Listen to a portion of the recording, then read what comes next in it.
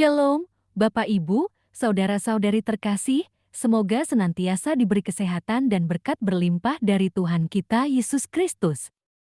Marilah berdoa dalam nama Bapa dan Putra dan Roh Kudus. Amin. Ya Tuhan, puji dan syukur kami boleh mendengarkan dan merenungkan firman-Mu. Semoga kami dapat menjalankan kehidupan kami sesuai dengan firman-Mu.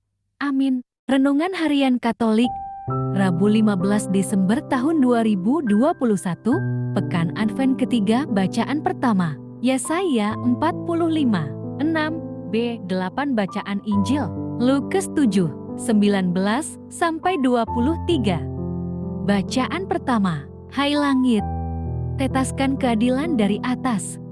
Beginilah firman Tuhan, Akulah Tuhan dan tidak ada yang lain, yang menjadikan terang dan menciptakan gelap, yang menjadikan nasib mujur dan menciptakan nasib malang.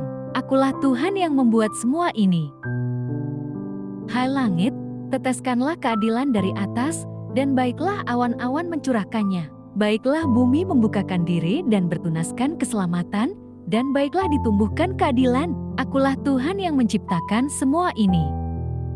Sebab beginilah firman Tuhan yang menciptakan langit, Dialah Allah yang membentuk bumi dan menjadikannya dan yang menegakkannya. Dan Ia menciptakannya bukan supaya kosong, tetapi Ia membentuknya untuk didiami.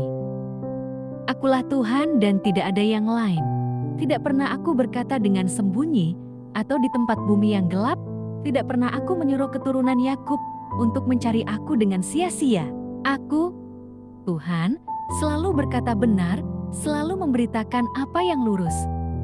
Berpalinglah kepadaku, dan biarkanlah dirimu diselamatkan, hai ujung-ujung bumi. Sebab akulah Allah, dan tidak ada yang lain demi aku sendiri. Aku telah bersumpah, dari mulutku telah keluar kebenaran.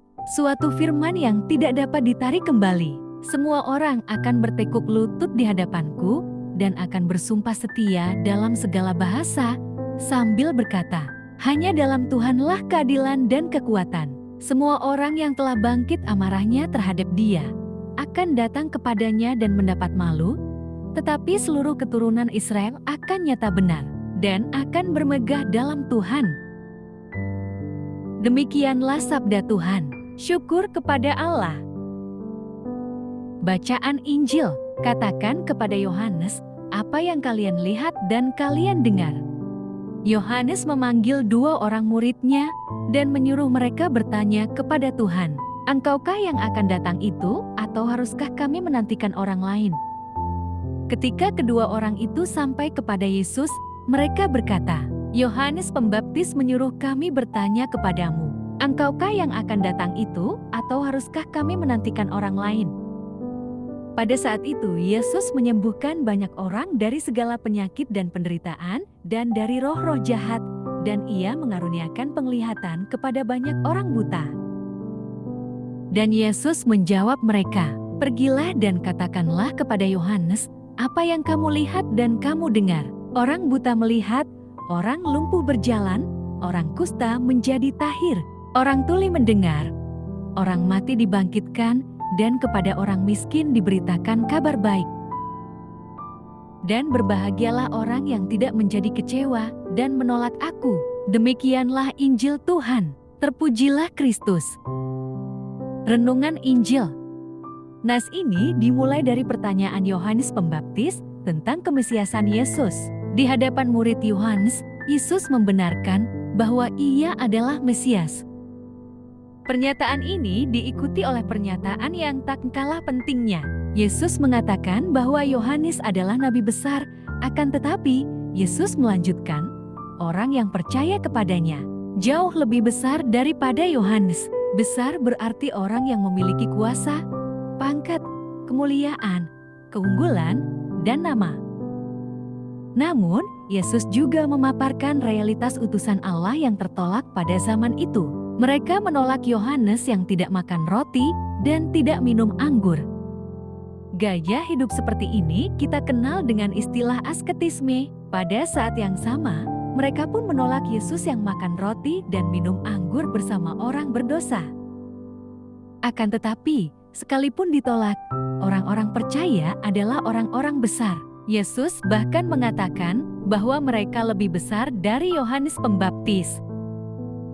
Firman Tuhan ini menunjukkan bahwa kita ini adalah orang besar, bukan karena kita hebat, melainkan karena percaya kepada Yesus Kristus. Namun di sisi lain, Alkitab pun mengatakan dunia pun akan menolak kita, seperti menolak Yesus. Peringatan ini bisa menjadi sumber kekuatan bagi kita agar tak usah terkejut lagi kalau ditolak, karena bersaksi tentang Yesus. Jauh sebelum kita, para utusan Allah pun sudah mengalaminya terlebih dahulu. Bahkan Yesus sendiri pun mengalami. Amin.